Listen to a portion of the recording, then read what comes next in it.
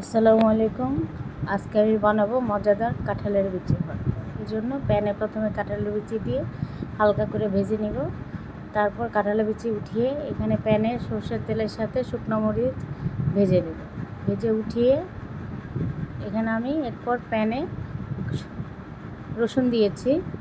রসুন হালকা করে ভেজে নিতে হবে। যখন রসুনটা একটু সেদ্ধ হবে তখন এর মধ্যে আমি কাঁচা পেঁয়াজ ঝুরি সেটা দিয়ে দিব।